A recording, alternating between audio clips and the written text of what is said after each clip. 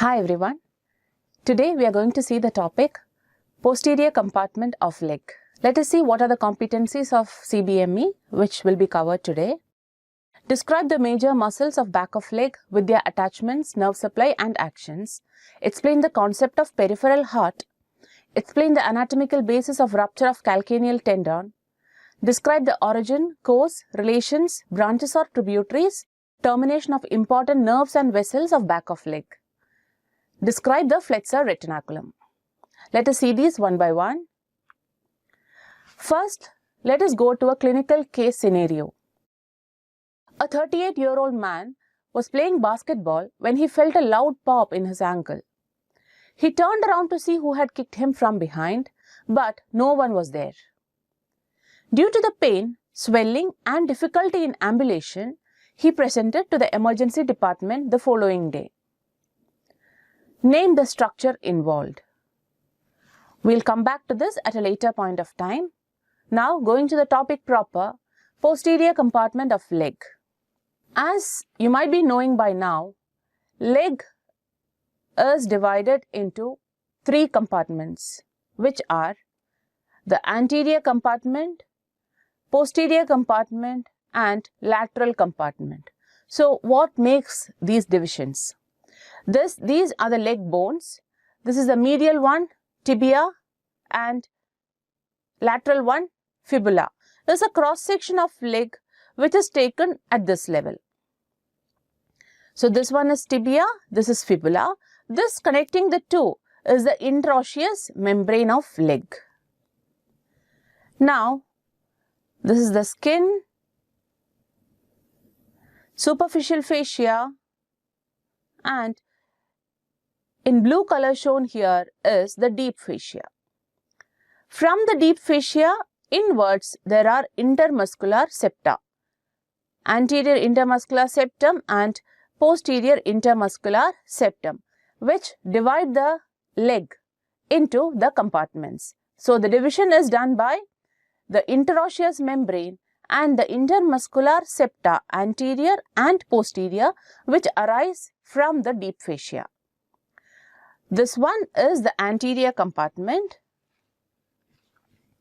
which I am marking as A is the anterior compartment, and the large of these three compartments, the largest one, this is the posterior compartment which we will be dealing today.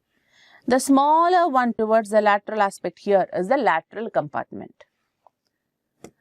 Coming to the same cross section in a larger view here, medial lateral changes. This is medial, this is lateral. Here this is medial and this is lateral. Okay. So here you can see this is tibia, this one is fibula, and this one is the anterior compartment. This large compartment here is the posterior compartment, and this smaller one, the smallest of the three, is the lateral compartment, and we are going to deal with the posterior compartment today. This is a schematic representation of the three compartments again. This is tibia, this is fibula, and this is the posterior compartment. The yellow and green together represents the posterior compartment. Blue is the anterior compartment and red is the lateral compartment. Why these two colors, yellow and green, for the posterior compartment? It is because the structures in the leg are further subdivided. In the posterior compartment, they are further subdivided into superficial group, which is shown in green color, and a deep group of muscles which is shown in yellow color here. So we'll see the posterior compartment in detail now. Muscles of posterior compartment. Just like any other compartment of the limbs, the structures in the posterior compartment can be dealt as which are the muscles, which is the nerve of the posterior compartment, which are the vessels of the posterior compartment. As I already said, superficial group of muscles and deep group of muscles. So which are the muscles which do come under the superficial group of muscles of posterior compartment of leg? They are three in number: gastrocnemius, soleus and plantaris. Gastrocnemius, you can note the spelling.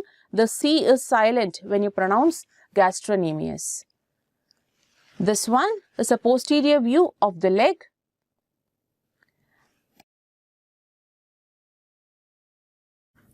And this is a lateral view of the leg. So here you can see I am marking G for gastrocnemius. This one is soleus. I am marking as S. Soleus is situated deeper to gastrocnemius. And here you can see another, which is plantaris. This long tendon you see is of the plantaris. In lateral view, superficial one, gastrocnemius, deeper one, soleus.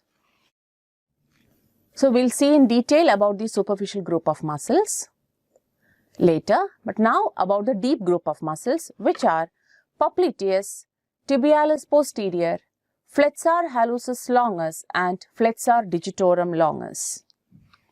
This is again a posterior view of the leg.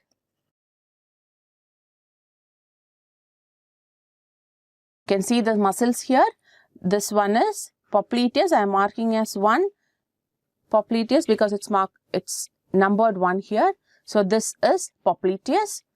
2 is tibialis posterior, and this one is flexor hallucis longus. This is flexor digitorum longus. Which is medial, which is lateral here? This is the medial side and this is lateral side. Here you can observe that this muscle flexor hallucis longus, it is present medially, and this one flexor digitorum longus is present laterally in the leg.